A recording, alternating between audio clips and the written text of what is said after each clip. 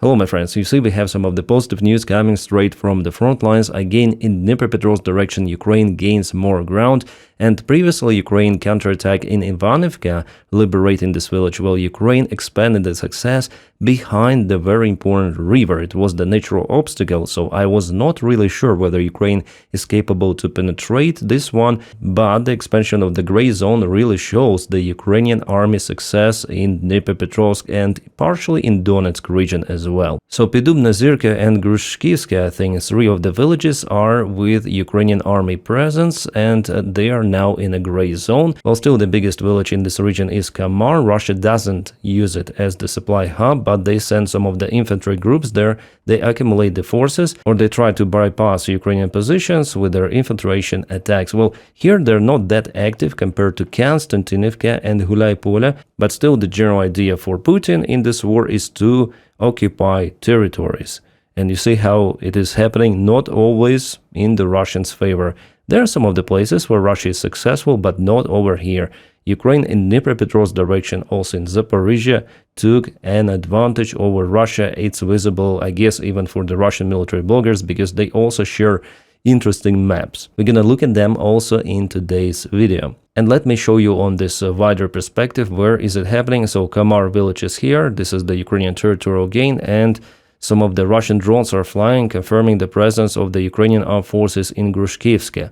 And yes, unfortunately, every sort of the attack operation brings losses for the attacking side. This time it is Ukraine. So Ukraine goes in attack. It means it has more losses in those points, because Russians, they also have those FPV drones, they have surveillance drones. Those drones are less advanced compared to Ukrainian ones, but still they use those on the front line, so every move is very risky from either side. And the place was geolocated, confirmed. Ivanivka was definitely a successful operation of Ukrainian army. Basically, Russians were forced to retreat behind the river because they had the problems with supplies, and Ukraine is pushing them further and further. I think soon we're gonna see the fight for Kamar village.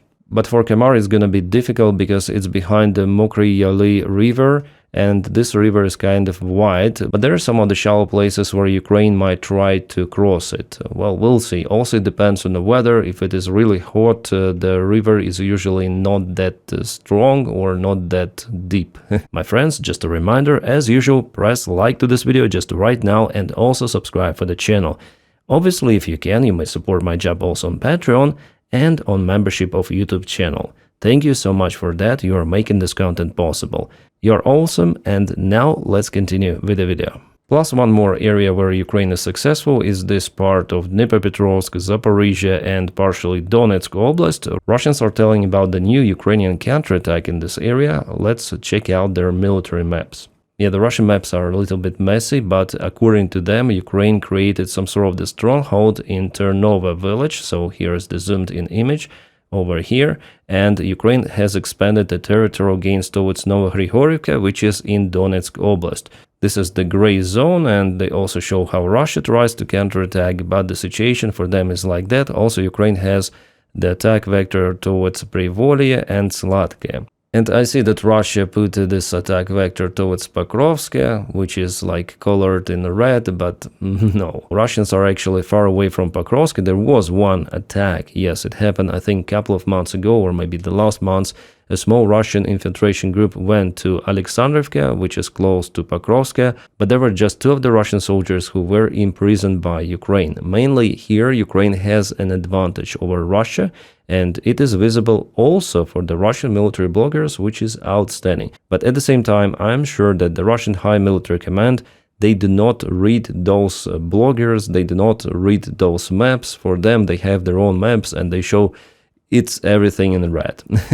So in Zaporizhia, I told you about this part where Ukraine is successful, but in Gulay-Pole, Russia tries to gain some of the ground with the small infiltration attacks. They try to go to Gulay-Pilske and Cherivne. This is the expansion of the gray zone that happened, I guess, the last week. Well, it's getting hard for Russia to advance here because they also have to protect their northern flank, where Ukraine has an advantage, and I'm sure that Ukraine gradually, steadily, but will move towards Gulaipole, I think both from the western side and from the north, because Russia is simply losing supplies and logistics is the main factor in every sort of the war. Yeah, I'm telling you about it all the time on this channel, but it is very important and I'm very happy that Ukraine works in that direction. Right, what about Kamensk? There Ukraine deoccupied Stepnohirsk. There is the Ukrainian army presence. Russia also tries to hit Ukrainian positions with the drones, but there is no forward movement of Ukrainian army towards Plavny. I think Ukraine just holds and waits for the Russian logistics collapse, and after that it might perform the attack operations. But again, Ukraine has the limited window to do so until Russia develops some sort of the anti-drone protection for their convoys. Yeah, of course, if Russians were protecting their vehicles, Ukraine wouldn't be so successful. But there is simply no physical way for Russians to do it. They are in lack of the proper jammers, proper air defense systems, so they will suffer at least for the next half a year, and we have the report about it from Ukrainian military commanders and Zelensky himself. So 6 months window at least it is out there for Ukrainian army, and Russian trucks will burn even more. However, Russia already managed to get some of the resources to specific directions, like for example in Donetsk Oblast, where the main hotspot is of course Konstantinivka direction, which is mostly already in the gray zone. This is the recent Russian movement. Let's check out the flags. So the situation is like that, completely ruined buildings, and a couple of the Russian soldiers are waving communist flag maybe, or what is this? Maybe some of the regiment flag, they're all red, and a Russian flag. So immediately after waving, they're disappearing from the scene and going hiding in the local buildings. So we're not saying that Russia occupied this area because Ukrainian drones are operating. So it reminds me a little Kupiansk. I will try to find the military map from the last year. Yeah, sorry guys, it was too much scrolling on the Russian channel, so I decided to show you just deep state military map. So all of those flag operations Russia proclaimed as the territorial gains, but later on something happened and Ukraine started the counterattack. It was very successful, and the main factor is once again supply lines were cut, and here we have the picture of today. Russia advanced here a little bit across the fields, but they completely lost Kupiansk. Is it possible?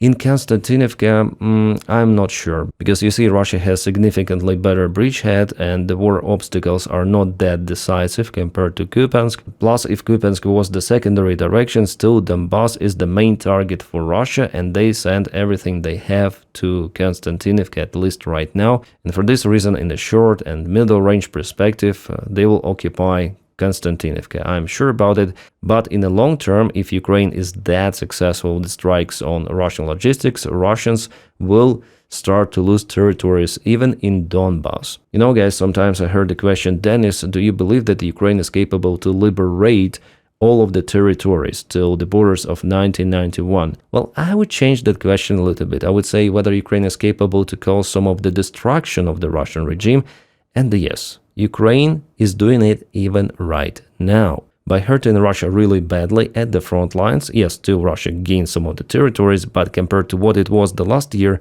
no, Russia just bogged down and they lose more territories sometimes compared to what they gain. So at this stage, we are not saying about any sort of the military achievements of the Russian army. Plus, Ukraine hits Russian infrastructure that demolishes the Russian economy little by little, but altogether, with those tiny little strikes, it's gonna hurt Russia a lot, and the war in Ukraine is the main factor, one of the factors for the Russian regime to finally collapse, and after that, Ukraine will manage to return back all of the territories, whether it's gonna be a diplomatic way or a military way. In that case, it doesn't really matter that much. The main thing is for Russia not to be capable to defend those occupied regions, and without political will, without political hierarchy and management, this will is absent. It's kind of the bad comparison, but I think it fits here exactly the future perspective for Russia to lose the territories. So it would be like the occupation of Crimea back in 2014, but instead it's going to be the liberation operation. So Russia occupied peninsula using their own forces. By the time there was simply no leadership in Ukraine, president escaped because of the revolution, and Russia used that time window when Ukraine was really disorganized and the resistance wasn't that possible. Yeah, still some of the locals resisted, some of the army men, but not too much. And there were casualties. 2 of the Ukrainian soldiers lost their lives, and Crimean Tatars, thank you so much. You resisted, I think, the most. You were really rioting, you resisted the most, but after all, under repressions, they are now calm, and they themselves alone cannot withstand this aggressive machine of repressions, and they are minority after all in Crimea, so yeah, I do not blame for them not to go on the meetings, because they would be cancelled even more.